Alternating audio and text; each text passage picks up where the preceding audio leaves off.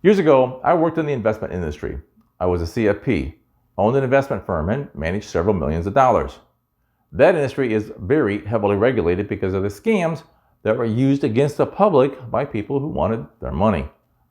When I sold that and became a realtor, I naively thought that those days of watching scams come across would be less, if not gone. I mean, it's real estate. How can you scam the public out of money? Well, it turns out it's not that difficult. Let me show you 5 scams that really get my goat.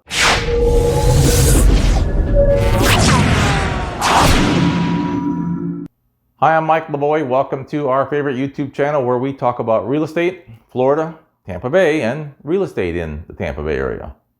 If this is your first time here, please take a couple seconds, click on that subscribe button, hit the notification bell as well. We will send you a message the next time our video is published, which should be on Thursday. My wife Paul and I have lived here for 30 some years, raised 6 kids here. We absolutely love the Tampa Bay, Florida lifestyle. Among other things, we really enjoy helping people with their largest transaction they'll probably ever make, buying or selling a home. I'm going to throw out 2 disclaimers here. Number 1, there are many more scams out there than these 5. These are just the 5 that bother me the most. 2, I may tend to go on a little long about a couple of these, those that really get me going. Remember, if it sounds too good to be true, it probably is. Of the 5 scams that really irritate me, this is number 5. There are a couple of national brokerages that make this guarantee. There is one couple who are on TV, they're on radio, they're all over the place saying, if we don't sell your house in X number of days, we're going to buy it. Remember the too good to be true thing? Do you think that that realtor or any other realtor, after having spent time and money to market your home, is going to buy your home at fair market price? Not on this planet. Sure, they will buy your home at the end of whatever period of time is stated in the contract, and yes, you will be required to sign a contract. In that contract, you're going to have to agree to reduce the price of your house every 14 to 30 days based on their schedule. You will be required to sell that home at a 15 to 20% discount to that final list price. You will more than likely be required to pay a 4 or 5% repair and maintenance fee. Why would they require all these discounts? They don't want to own your home. They intend to fix it up if it's necessary and sell it. They couldn't sell it for you at full market value, so they can buy it for 20% or less, off the price of the house, sell it and make money on that sell. Now, why anybody would agree to this is beyond me, and most don't. The trick is easy. That realtor uses the promise of a guarantee to get you to call them, to get you to agree to a meeting at your home. Because they are willing to bet that once they get your home and they get to talking to you, they will be able to push you into listing your house with them. On the other side of the coin, if you're willing to, sell your house for 20 to 30% less than fair market value, go for it. Scam number 4. We all know who Zillow is. Well, in case you don't, Zillow is your data gathering machine. One form of revenue is buying listings from the local MLS. They take the photos off that thing, the description, everything the agent put on the MLS about that home and broadcast that information on their website. When you click on that picture to get more information, they capture your IP address. They also get your telephone number, your email address, your name. Then they sell that information to dozens of real estate agents, mortgage brokers, and insurance agents, just about anyone who could sell you a product or service. If you want to test that theory, go ahead, request some information, see how many times and how many agents call you within the first 5 minutes. And that's not the scam, it's just a free public service announcement. The scam involves a person who takes a picture of a home, and it can be any home, combines that picture with interior pictures downloaded from a house listed on Zillow. Again, and that could be any house, it's just a fake house. They take that fake house listed on Zillow as for sale by owner. Some are for rent, some are for sale. Either way, they price that house at such a ridiculously low price for the area, gets a lot of interest. They have to get phone calls. You mailed in my company a postcard a few weeks back requesting information on penny stocks that had huge upside potential with very little downside risk. Does that ring a bell? The goal is to get you to agree to buy their home sight unseen, from the pictures only. I mean, it's on the net, it has to be true.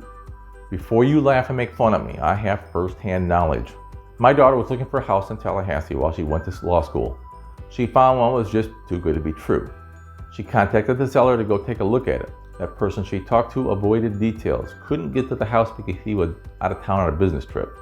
But he did tell her he had several people looking at it, and if she wanted to buy it, she better hurry and wire $10,000 as escrow to his title company.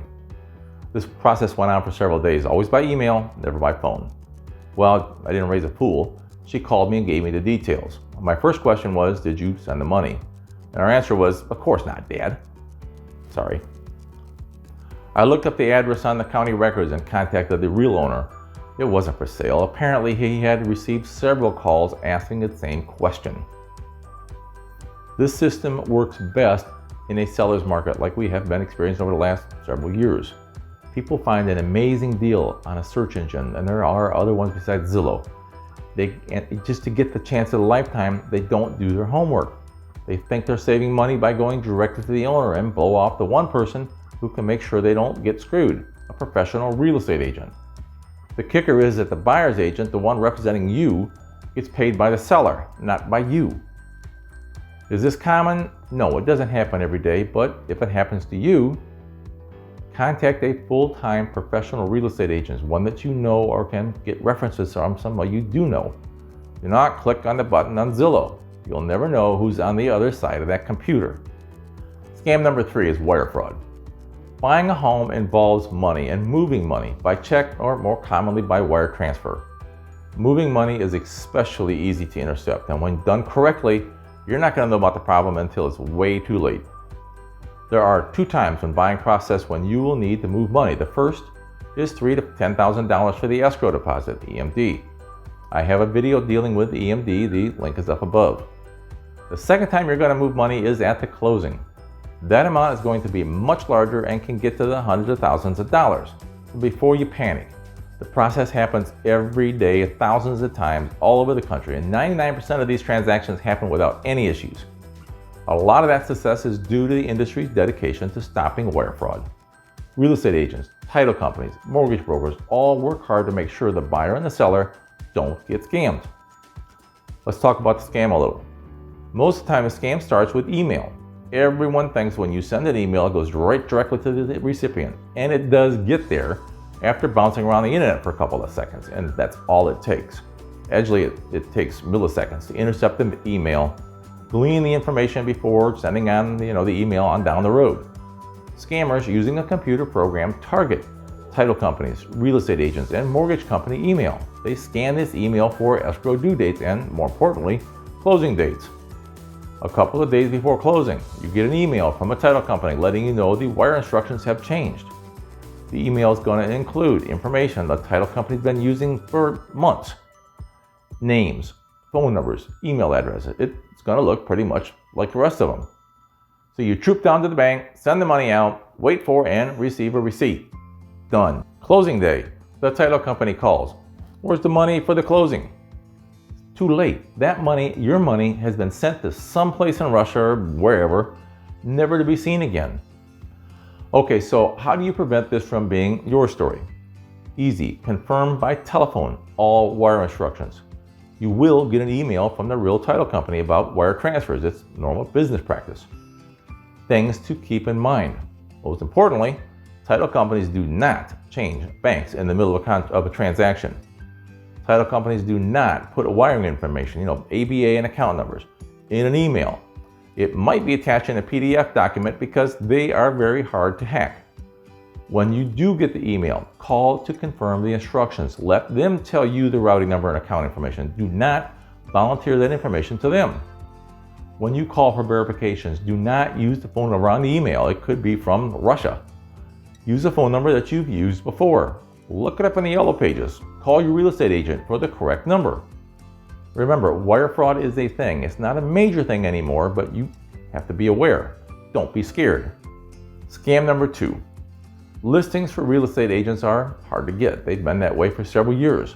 There is a lot of competition for homes to sell, which has led to some inventive ways to get into the public's head. One we've already talked about is the I'll sell your home in whatever number of days trick. Another is, I have an out-of-state buyer ready to pay cash for your home. I've seen a couple people out here in the north side of town use the out-of-the-country buyer option. Really, my home is so important that someone, unknown person from out of the state is willing to buy my home, sight unseen, for cash. And John Doe Real Estate Agent just happens to have that person. Is it possible? Sure. Is it probable? Not likely. Once again, it's a trick. It's a line, a way to get into your home, raise some interest in selling your home, and get the listing. And on the way to getting that listing, they're going to tell you the home is worth, thousands of dollars more than any other in the neighborhood, that they can get you top dollar for your home in the least amount of time. There are going to be several boasts, most which will be hard, if not impossible, to verify or confirm with a third party. And when you have the gall to ask about the out-of-state cash buyer that started this whole process, well, they come to find out he decided not to move after all. Another common response is, he just purchased a home yesterday on the other side of town. Amazing, isn't it? What would be going through my head?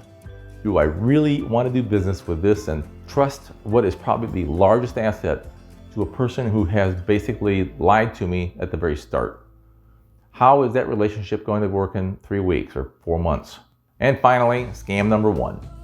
Scam number one and number two are very closely related. They both involve trusting the person you are going to work with probably the largest transaction you'll make, the buying of a home. So the scam. I have insider knowledge of homes that are going to be sold in whatever community you're interested in moving to.